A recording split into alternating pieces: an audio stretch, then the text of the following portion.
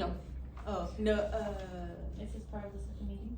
yeah, but it's actually another meeting. Is it their meeting? Yeah, let's go and switch. Okay, Okay, I'm gonna stop. put my jacket No, on. you're, oh, Yeah. no, you're good with the clothes. I don't care about the clothes. Oh, He okay. said that for this meeting could have the same clothes in. Oh, okay, Yeah. Oh, We'll Okay. just stay where we're at. okay, I'm sorry, I just. No, didn't that's wanna- right, so 30 seconds extra. Okay. I can stop it and stop it. It's okay. Okay. Let me get. All right, so with our agenda, I want to review some of the things that we're going to talk about right now. So we have been working with evidence-based strategies in the classroom. What do you see as a positive with those strategies you're using in the classroom?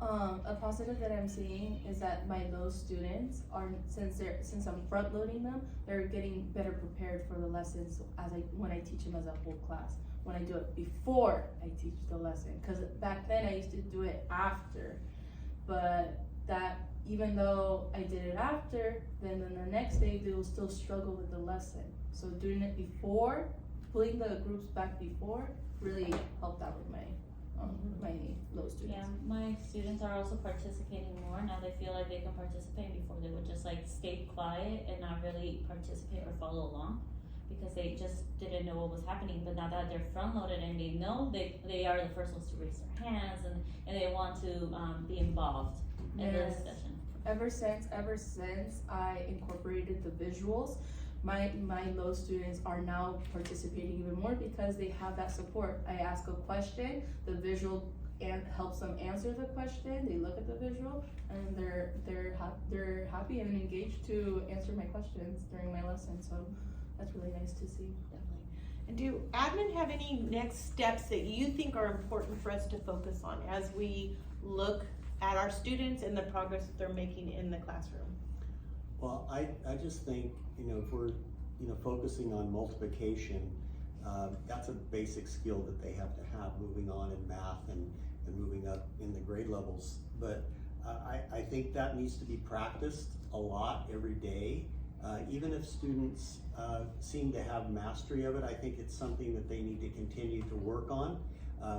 Challenge them, have them be the teacher to other students. But I think some of the things that happen is that we tend to put timers on students, and I think that can have a negative effect at times when we're timing, how fast they can do the facts.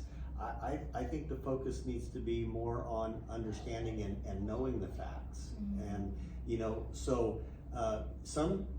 in some students that will motivate them to work harder or faster, but I think the end goal needs to be that they understand and know the facts. So maybe sometimes I would mix it up a little bit in the classroom, use a timer, maybe 1 minute, see how far they can go, but then just take it off at other times just to see what they know.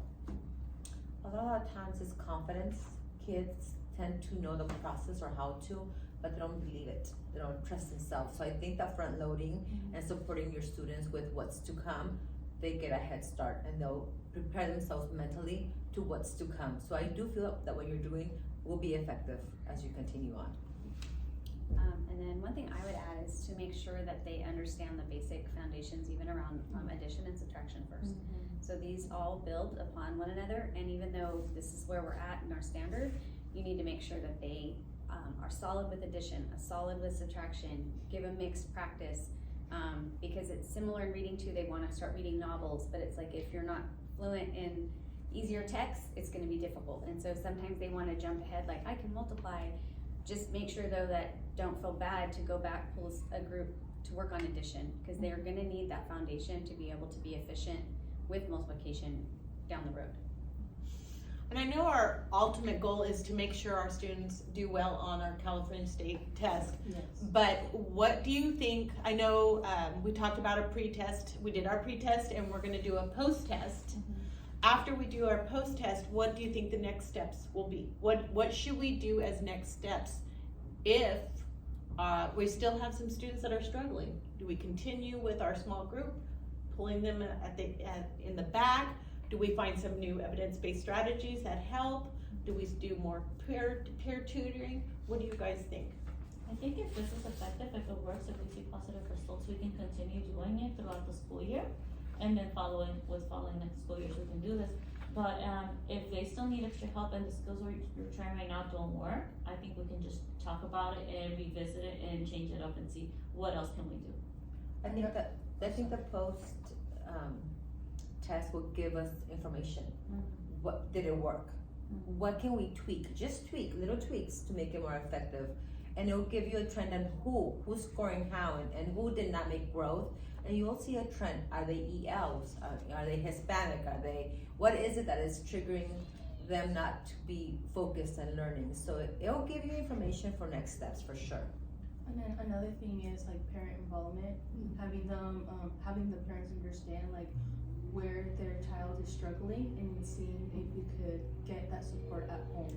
Because what I usually do, like when I see students struggling, I would get worksheets that's their level, so they could build their Right. confidence.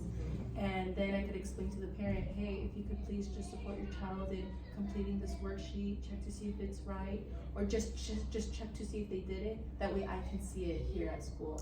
What about a parent involvement night where we invite parents and show them what we're doing? You know, and how to, and how to help them with their student at home. I like that, That's a really good idea.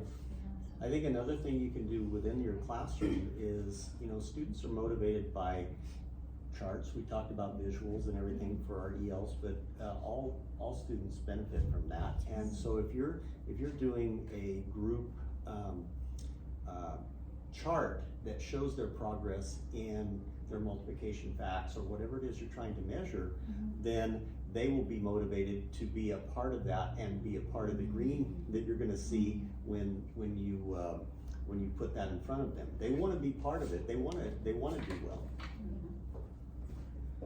I remember one year we did like some word problems. I remember one to Alex's class, Uh-huh. and